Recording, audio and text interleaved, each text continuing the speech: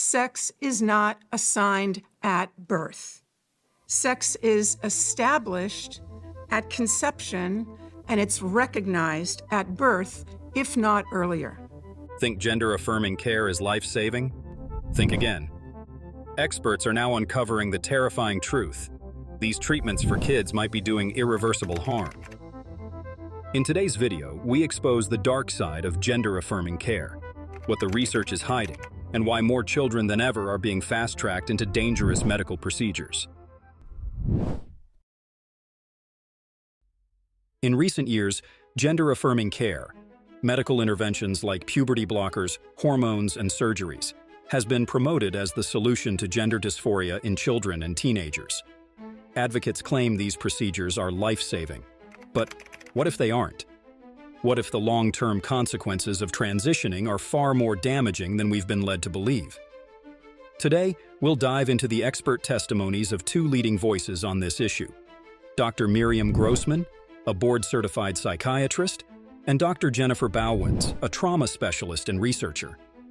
Both of these professionals are warning us about the irreversible dangers of pushing children into transgender transitions too soon. First, let's hear from Dr. Miriam Grossman, a prominent psychiatrist with over 45 years of experience treating children and adolescents. In her recent testimony before Congress, Dr. Grossman rejected many false claims from Yale professor Dr. Meredith McNamara, such as sex is assigned at birth, and so-called gender-affirming care is life-saving and prevents kids from committing suicide. I'm going to use my time to respond to Dr. McNamara. First, I'm struck by her use of the phrase, sex assigned at birth. Sex is not assigned at birth. Sex is established at conception, and it's recognized at birth, if not earlier. Dr. McNamara claims that her views are science-based, but to claim that sex is assigned at birth is without any scientific basis whatsoever. Its language misleads people, especially children, into thinking that male and female are arbitrary designations and can change.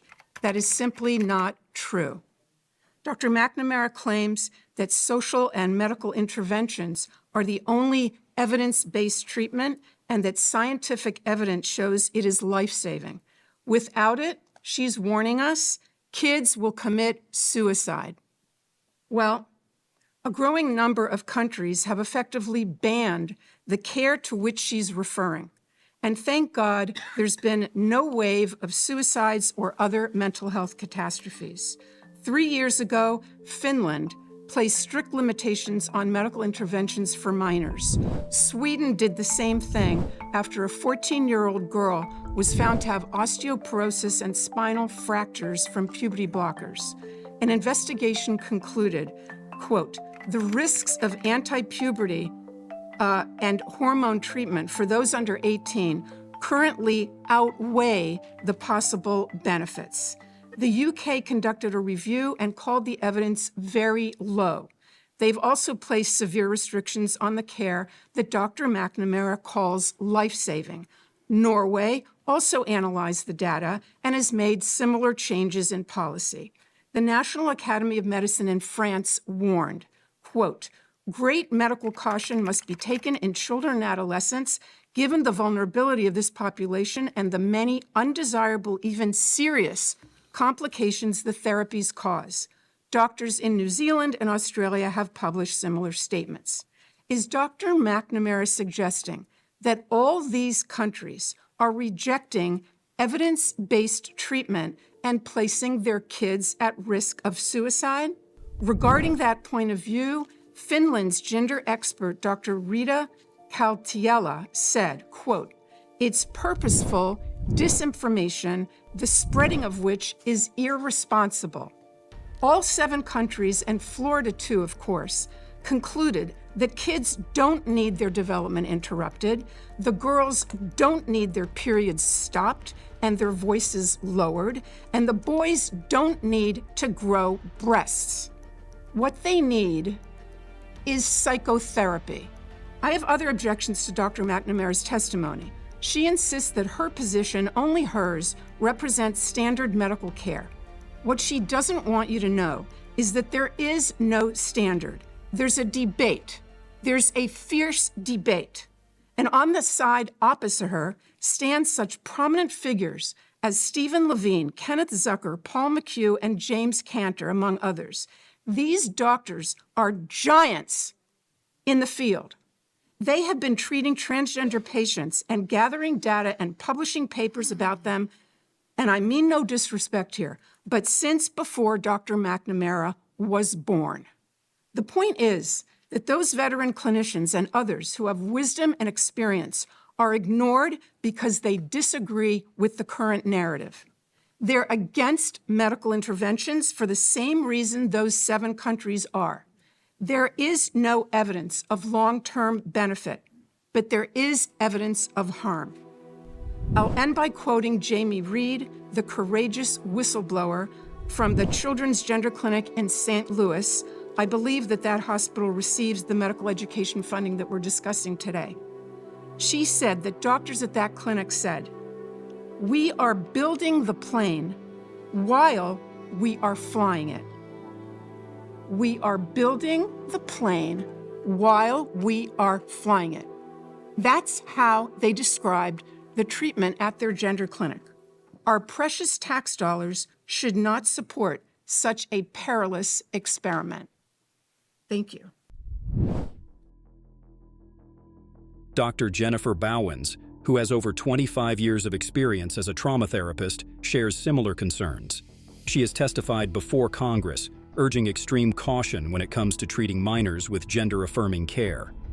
During the congressional hearing, the dangers and due process violations of gender-affirming care for children, she reaffirmed with Congresswoman Harriet Hageman that there's a 100% failure rate for sex change operations and that you cannot change your sex. There's a 100% failure rate for sex change operations, isn't there? Because it's not possible to change your sex? That's right. 100% failure rate for these procedures. That's right. You can't change your sex. Thank you. In her testimony, she expressed concerns about gender-affirming care for children. She said this intervention is causing harm to children and lacks study support. Here are key points from her hearing. Lack of empirical evidence. Dr. Bowens argues that gender-affirming care is based on ideological consensus rather than solid scientific research. She highlights that many psychological disorders are treated with much more caution, but gender dysphoria is often met with the most invasive interventions. High desistance rate. Dr. Bowens points out that 85% of children experiencing gender dysphoria desist if left alone and not medically intervened upon. This statistic is far higher than the success rates of most psychological interventions, making early medical transition not only unnecessary, but potentially unethical. Questioning the link to suicide. She also rejects the claim that withholding gender-affirming care increases suicide risk is not supported by research. It is often claimed that a failure to provide these interventions increases the risk for suicide. This approach is actually unethical, and it's a clear departure from the practice of empowerment and self-management, which are important goals of mental health practice. This claim is also not supported by the literature. Despite years of empirical study, there is no definitive understanding of the etiology in the suicide literature. Significant high suicide rate among transgenders. Dr. Bowens also cited a Swedish study, finding that individuals who undergo gender transition surgeries have a suicide rate significantly higher than the general population, casting doubt on the claim that these treatments are life-saving. Well, we have, it's hard to find longer-term data with children, but what the data that we do have, which is probably the most reliable data point available, is from a Swedish study, and it looked at over 10 years, which is really important because regret doesn't just happen a year after some sort of transition. Overlooked diagnoses. Dr. Bowens also emphasizes how other conditions, such as childhood sexual abuse and trauma in some cases, and the research in this issue doesn't properly account for such factors. Trauma can lead to body dysphoria. International backlash against gender-affirming care. After a review of the literature, other countries have actually backed away from gender transition procedures, and the list now includes the United Kingdom, France, Finland, Norway, Australia, and Sweden. A long-term study from researchers in the Netherlands found that children will eventually grow out of gender confusion. The researchers concluded that it's normal for adolescents to have doubts about their identity, including gender identity, and that this is fairly common during this age. There's an alarming rise in children identifying as transgender. In the UK, referrals for gender treatment went from 97 in 2009 to 2,510 in 2018, a more than 4,000% increase in 2018, 10 years. A recent UCLA survey found that the number of teens identifying as transgender in the US has doubled to around 300,000 in the last 5 years, while the rate for adults has stayed the same. According to the Gender Mapping Project, there were only a few pediatric gender clinics in the US a decade ago. Now, over 200 clinics have emerged to meet the growing demand from adolescents seeking medical transitions. As we've heard from experts like Dr. Grossman and Dr. Bowens, the narrative that gender-affirming care is a life-saving treatment for minors is not only misleading, but dangerous. The long-term consequences of these irreversible treatments are becoming more evident as more children are harmed by this rush to medicalize gender dysphoria. If you or someone you know is struggling with gender dysphoria, remember there are alternatives to irreversible medical treatments. Psychotherapy, support, and time can help children navigate these complex emotions without rushing into decisions that could change their lives forever. Let's protect the most vulnerable among us.